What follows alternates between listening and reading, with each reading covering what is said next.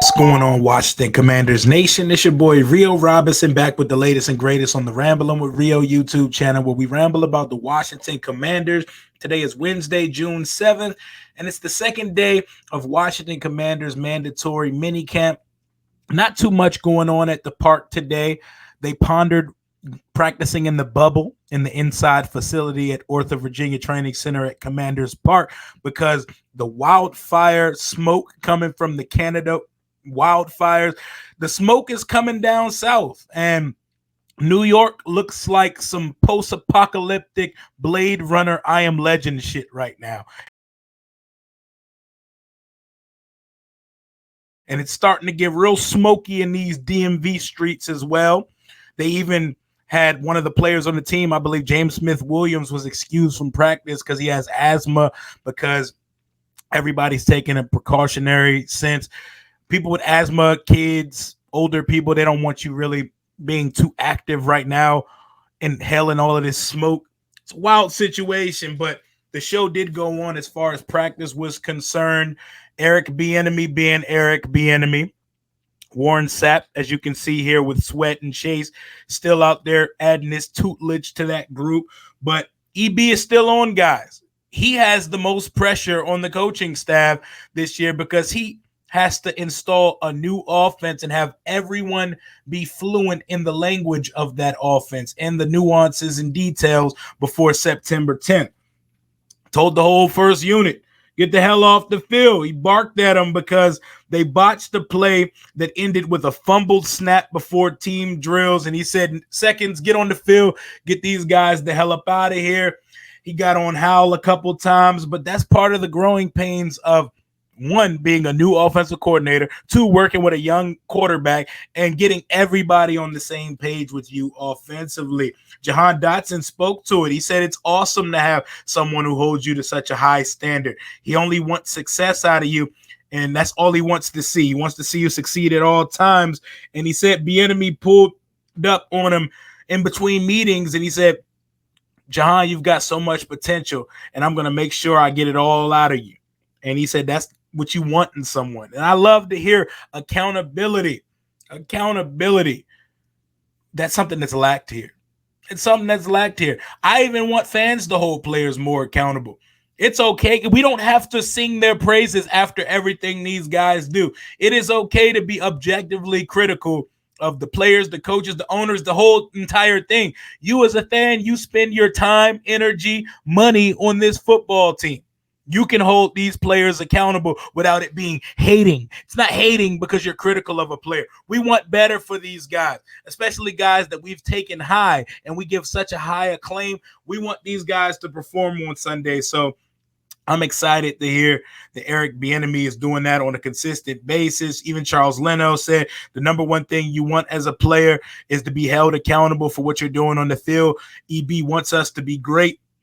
It's the growing narrative here, and I'm loving to hear all the EB stuff on a regular basis. Today, Montez Sweat was getting after it. They said he was putting pressure on Sam Howell during the blitz and team periods, and on the second play of the series, he chased down Sam Howell as he scrambled to his left before hitting Logan Thomas for a completion. And then later in practice, Howell avoided a leaping Montez Sweat to dump off a pass to Antonio Gibson, earning some praise from Montez Sweat.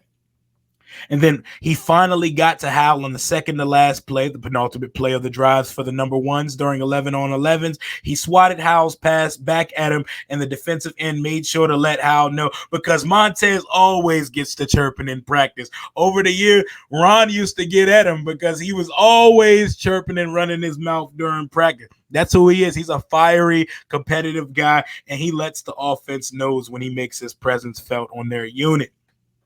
A couple other defensive linemen were able to get their hands on some pressures, according to Zach Selby. F.A. Obata, rookie Andre Jones, 7th-round pick, was able to tip a pass from Jacoby Brissett.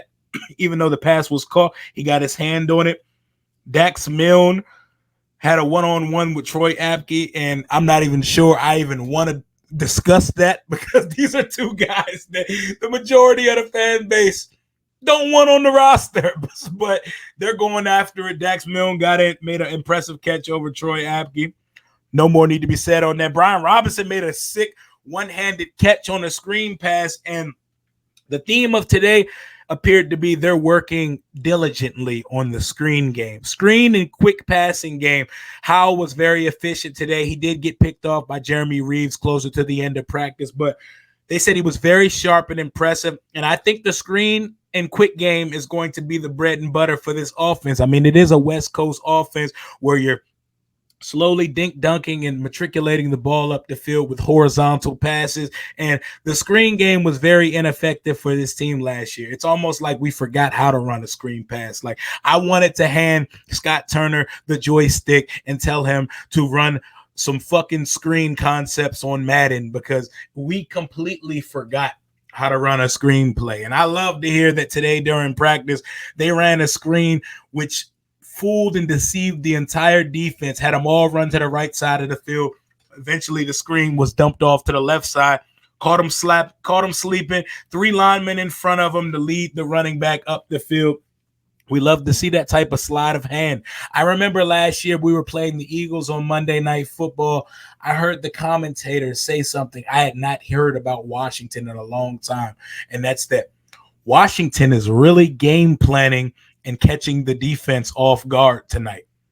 I forgot what those words sounded like, because it was from a position where anything happened to us, we had to grind it out and earn it. It's like we were not winning from a schematic and big brain standpoint. So now we have a creative offensive mind that's going to be able to win with his mind and win with his play sheet, and not just off of execution alone. And that is music to my ears. Brian Robinson had the highlight of the day with that one-handed catch. It was beautiful. Don't really want to see guys catching one-handers off screen passes, but it is what it is. On Howell's interception, he tried to give undrafted free agent out of Penn State, Mitchell Tinsley, a shot on a deep ball. There were 2 or 3 guys in the area. So he threw up a prayer, a YOLO ball, and wanted to live with the results. Practice is the place for that. We're not getting up and down on that. Chase Young looked good in his first practice and looked good again today. But I will say, you can tell that he still favors that right leg a little bit. And he looks explosive. He looks like he's in great shape and he's looking tip-top again. But you definitely can tell, we were talking about in the group chat, Marshall, me, and Jalen, that right leg is a little stiff. That right leg, it's not as mobile. None of us are trying to be doctors, but you can easily tell when a guy's not putting as much inertia or enough force onto that side of the ball. But hey, like Jalen made a great point. Follow my guy, by the way. Subscribe, Jalen Morgan, Bleeding BNG.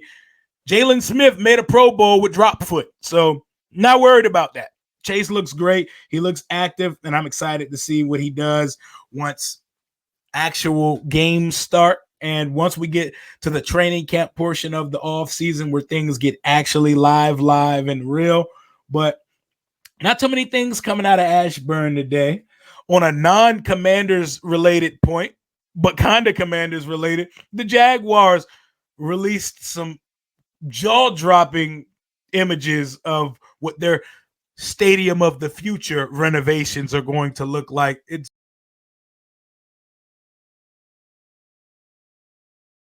fucking gorgeous. And when I see that, and I see that the Bills broke ground on the new Highmark Stadium, and I'm looking at all these renderings from the women's basketball team, the Aces new facility, and I'm seeing all of this, and I'm envious. I'm jealous. I'm bitter, because I want this for us. I want it for us so bad, because we deserve it more than all of them. Because you have not had to endure on these other fan bases FedEx Field every Sunday. And yes, we have a good time there, but the stadium is trash. And I'm seeing all these renderings, and I'm like, man, our time is coming. I'm shedding me a one solid glory Denzel Washington from Glory tier when I see my first official renderings of what the new Commanders land is going to look like when we officially set where the new venue is going to be. Our time's coming, though. Our time's coming, and Josh Harris and Mitchell Rails pulled up to the owners' meetings today, mask on. We're looking to hear some news out of there, so we can get this vote underway, so we can get our guys in the building and keep things moving, business as usual going into the 2023 season. But that's all I got for right now. Tomorrow concludes the final day of Washington Commanders mandatory minicamp, And hopefully some more news will be coming out about that meeting with the finance committee of the NFL. That's all I got for right now. Until next time, hail to the Washington Commanders. Deuces.